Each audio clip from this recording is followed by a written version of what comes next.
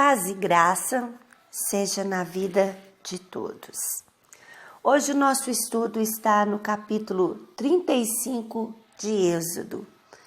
Nós já estamos numa caminhada final para o término do livro de Êxodo. E nós vamos perceber daqui para frente que agora entra em ação a execução do projeto. Até então, Deus falara a Moisés toda a instrução e como seria, quem participaria, o que deveria ser trago, como deveria ser as ofertas voluntárias e que Deus encheria do Espírito Santo aquelas pessoas que participariam da sua obra. Até então, tudo que nós vimos até agora foram instruções. Agora nós vamos entrar na execução do projeto. O livro de Êxodo encerra com o tabernáculo sendo construído. Aqui no início do capítulo, Deus frisa novamente a respeito da lei do sábado. Lembrando que Deus instituiu leis de acordo com a necessidade do povo.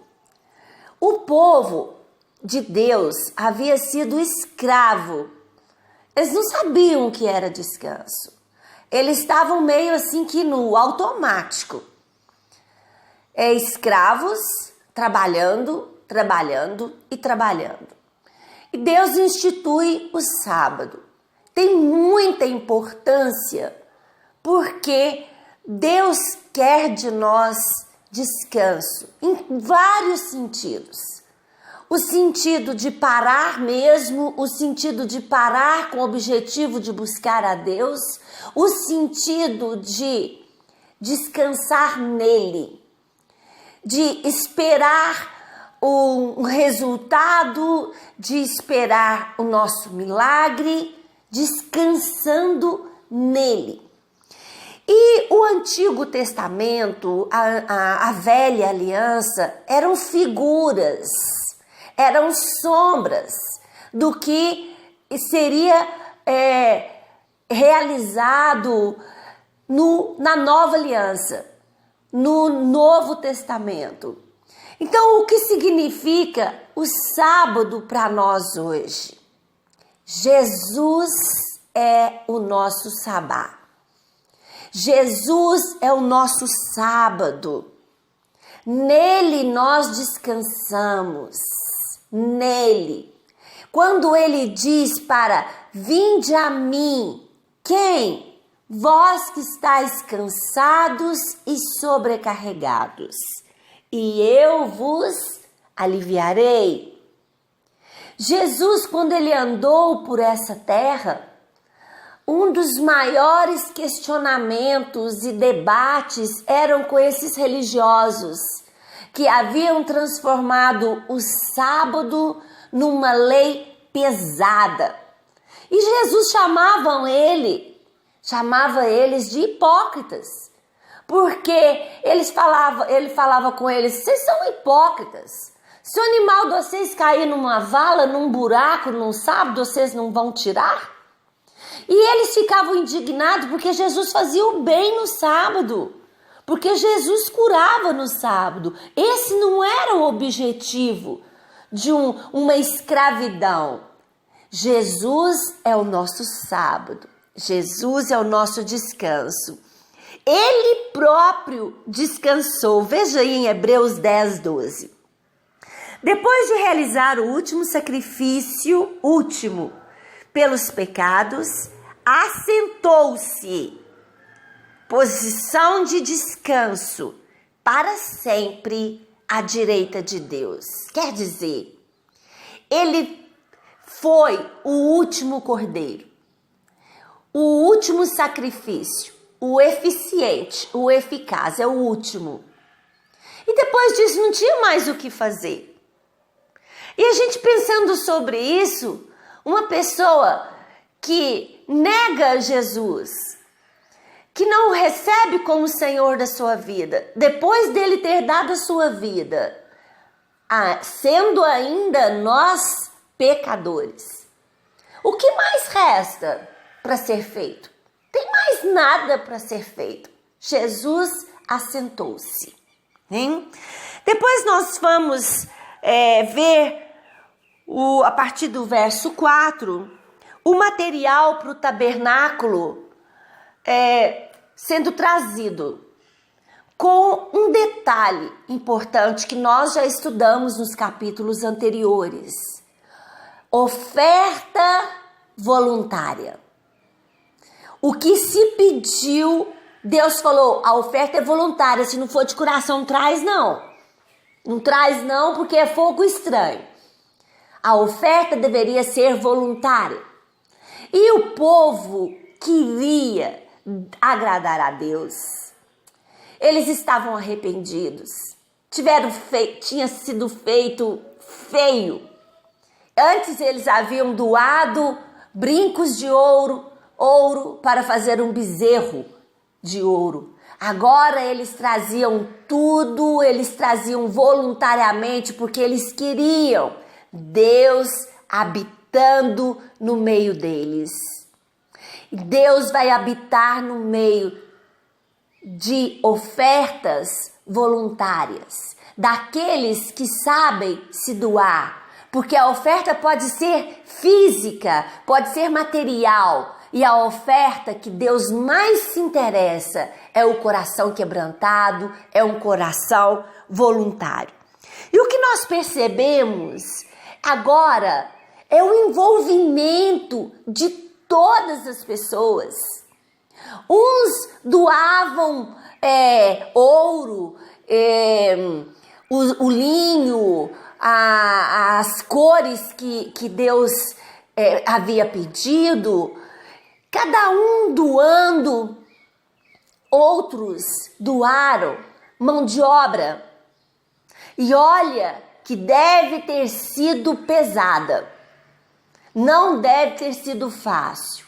Mas o que nós vemos é Deus dizendo: eu estou ungindo com o meu espírito. E algo que eu achei assim lindo nessa questão de Deus ungir com seu espírito tá no verso 34. E concedeu tanto a ele como a Oliabe, filho de Aizamaque, da tribo de Dan, a habilidade de ensinar os outros. Quer dizer, todos estavam trazendo as suas ofertas voluntárias, todos estavam se dispondo de acordo com o seu talento, e Deus ungindo com o seu Espírito Santo. E a pessoa, isso que é lindo demais, as pessoas não somente eram ungidas, como elas também sentiram de Deus de ensinar outras pessoas. Isso é um ministério maravilhoso. Ensinar, fazer discípulos, testemunhar do que Deus fez na nossa vida para motivar, para assim gerar fé na vida das pessoas. Então chamou muito a minha atenção essa frasezinha, esse versículo.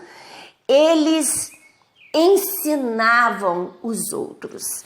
Eu quero trazer algo mais para nós, para a nossa aplicação. A questão de hoje, a igreja se envolver. Como nós vemos, todos devem ler todo o capítulo. Eu não vou ler todo o capítulo. Quero trazer para nós uma aplicação, mas todos devem ler. A igreja, como a igreja tem sido hoje? Como a igreja tem se doado? tanto na questão de ofertas, dízimos, muito tem se falado que os pastores, os líderes são ladrões. É bom a gente confiar no lugar em que nós estamos alimentando. Se eu sei que num determinado restaurante, churrascaria, as coisas ali são estranhas, não são muito higiênicas, não é de primeira, não é bem conservada, eu não vou lá, de jeito nenhum. Então é bom eu observar os frutos e saber que onde eu estou é confiável. Porque a minha oferta, o meu dízimo, ele não vai para pastores, ele vai para o gasofilácio. E o gasofilácio não aceita qualquer coisa, de qualquer maneira. Pode colocar lá, mas vai aceitar o que é santo, vai aceitar o que é voluntário. Mas eu gostaria de ler aqui para nós, para falar sobre o envolvimento da igreja, por que se envolver. É o texto de 1 Coríntios, capítulo 12. A partir do verso 12, nós vamos falar sobre o corpo de Cristo. Um corpo tem a sua funcionalidade.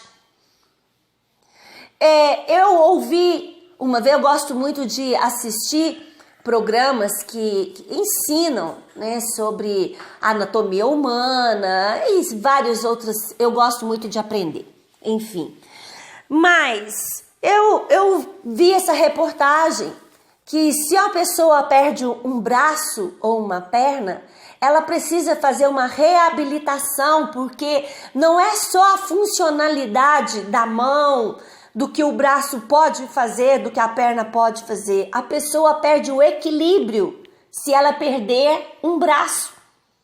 Ela precisa fazer uma reabilitação porque ela fica sem equilíbrio, pendendo para um lado. Olha como é a situação, como que as coisas são. E a partir do verso 12 diz assim, olha que lindo esse texto.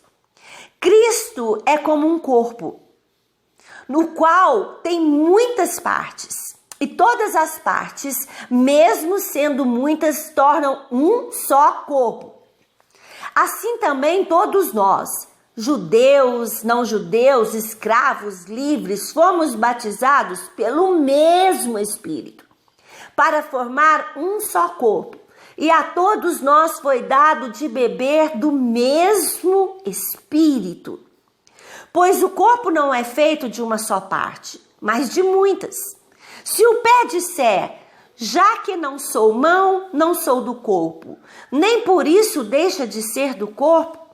Se o ouvido disser, já que não sou olho, não sou do corpo, nem por isso deixa de ser do corpo. Se o corpo todo fosse olho, como poderíamos ouvir? E se o corpo todo fosse ouvido, como poderíamos cheirar?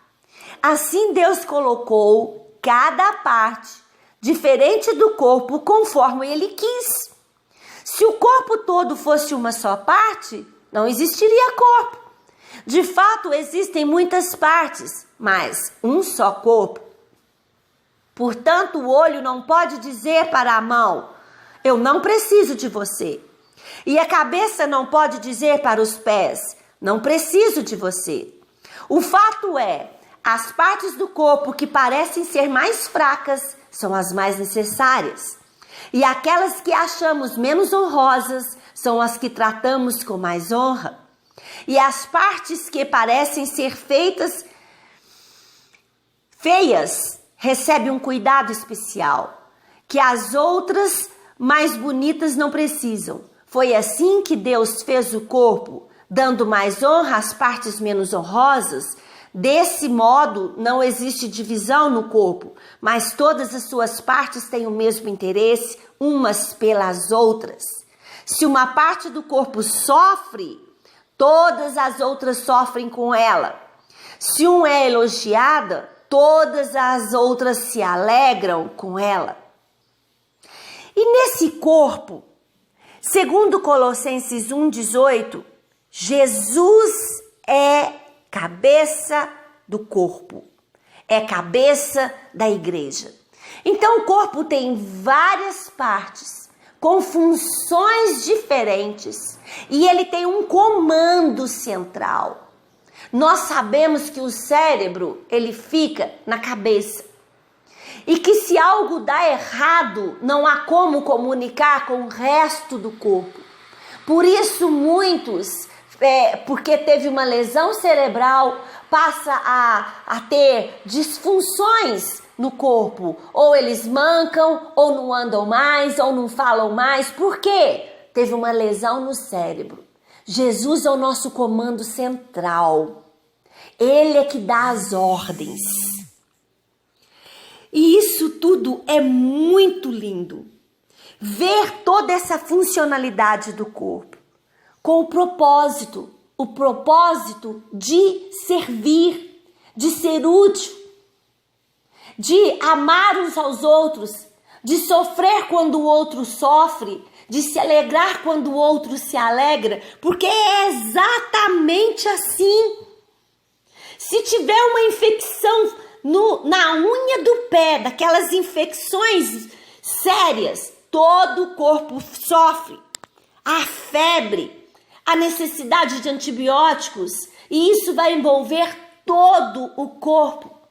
Assim foi para a construção do tabernáculo, todos cheios do Espírito Santo, com ofertas voluntárias para receber a presença de Deus entre eles. Assim deve ser o corpo de Cristo. Fica essa palavra para a sua meditação, em nome de Jesus.